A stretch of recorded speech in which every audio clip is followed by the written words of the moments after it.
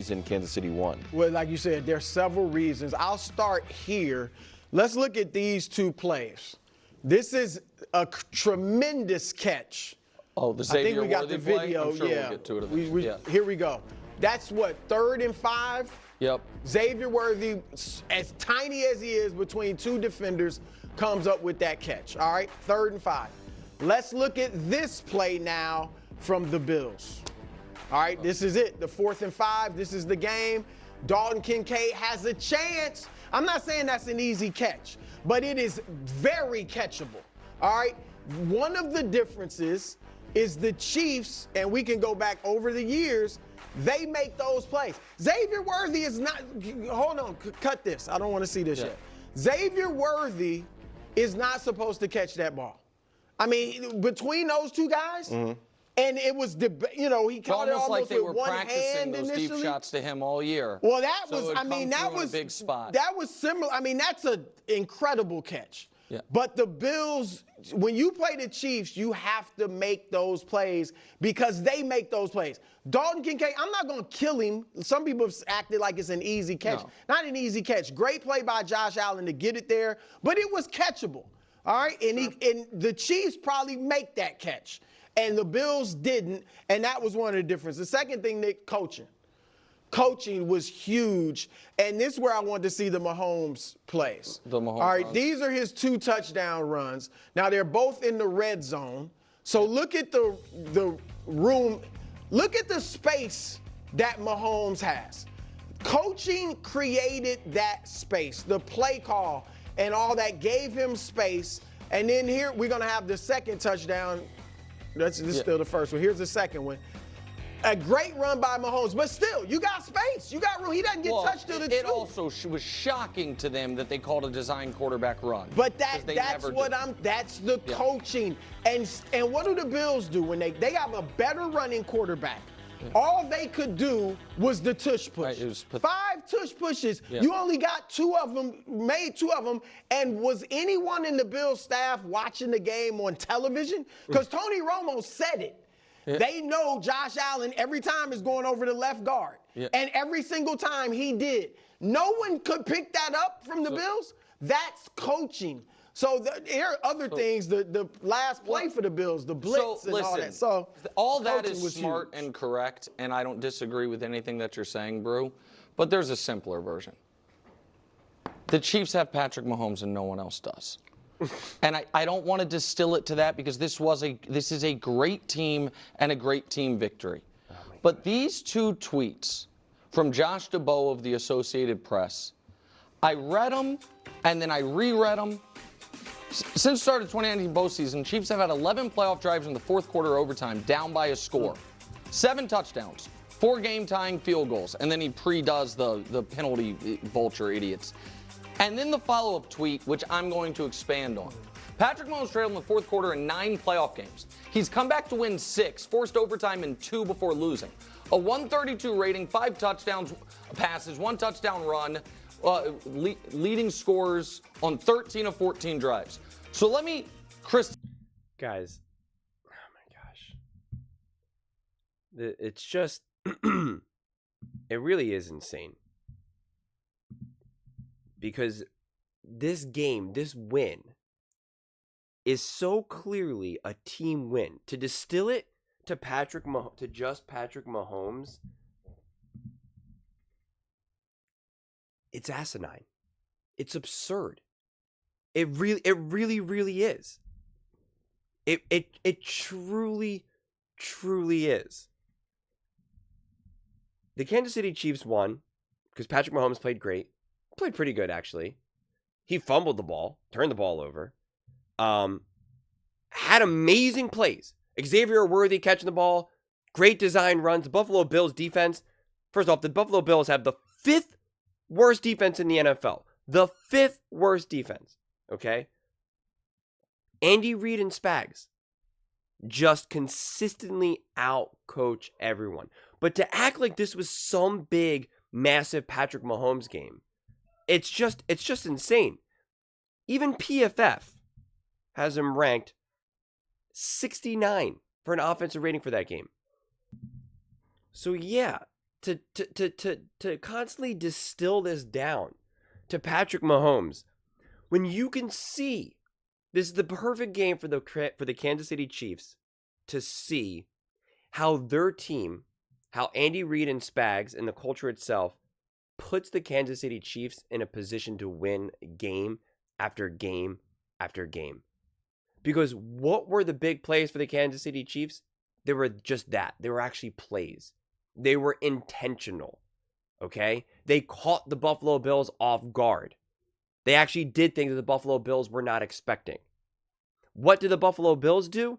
They kept trying to do plays that the Kansas City Chiefs knew were coming and just were saying, oh, please, Josh Allen, please try to find your way through. Please, please, please. What happens? Xavier Worthy comes down with a huge catch on 3rd and 5. What happens with Josh Allen and the Buffalo Bills? Kincaid drops the ball. Literally drops the ball. And Josh Allen makes an unbelievable throw with an unblocked blitz, coming right down his throat, throws the ball, 4th down. Kincaid has a chance to catch the ball, be in field goal range, and convert the 1st down. 2 timeouts left, plenty of time, and he just drops it. And any of the short yard fielded gain, what do? When the Kansas City Chiefs have the opportunity to convert 3rd down or 4th down, whatever it is, you genuinely don't know what they're going to run. You genuinely don't know. With the Buffalo Bills, it's just call, hike, Josh Allen, please try to find a way. And it's just absurd. Patrick Mahomes gets to put on his cape as plan B. As plan B. It's plan A for Josh Allen every single time and the Buffalo Bills. So the biggest reason KC won was coaching. Look at both their quarterbacks. Look at the box scores. It's nearly identical. They both had really good games and both had really great moments and both had a couple bad moments where you're like, ugh. Patrick Mahomes had a couple almost intercepted balls. He fumbled the ball, obviously. So it's like both quarterbacks were far from perfect. Both quarterbacks had moments of high-level ball, and both quarterbacks had moments of like, whoa, that was great. And so the difference falls on coaching. The Kansas City Chiefs have the top 2 defense in the NFL. Top 2 defense. Kansas City Chiefs. Buffalo Bills, bottom 5.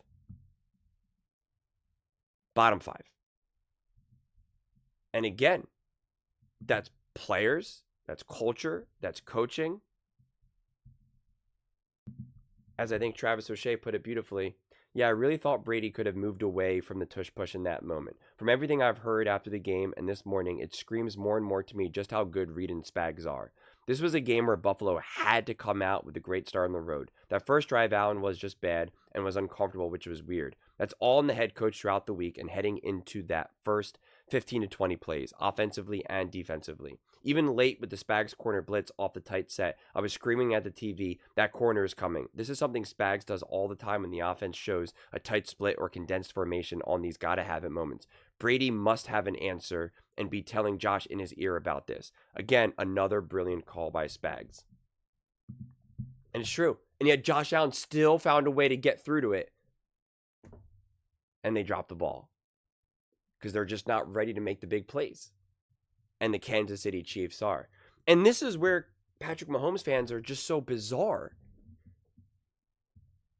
And they come at me.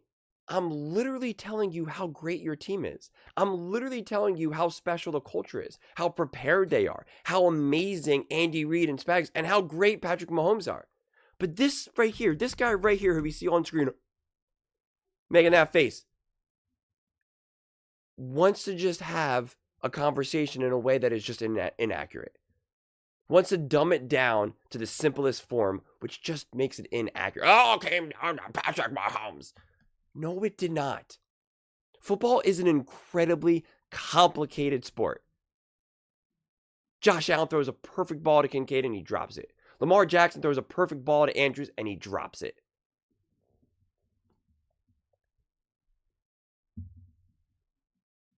What are we saying here? It's just absurd to try to take away credit from other people because you just want to give credit to someone else. I mean, just look at this. This is just the playoffs alone. Yards after catch per completion. Patrick Mahomes, 7. Almost nearly a full first down. And again, Josh Allen, 5.6. Intended air yards per pass attempt, 6.7 to 8.4. That is Andy Reid asking his quarterback to not throw too far and also then get tremendous amount of yards after catch. Look at Josh Allen's throws.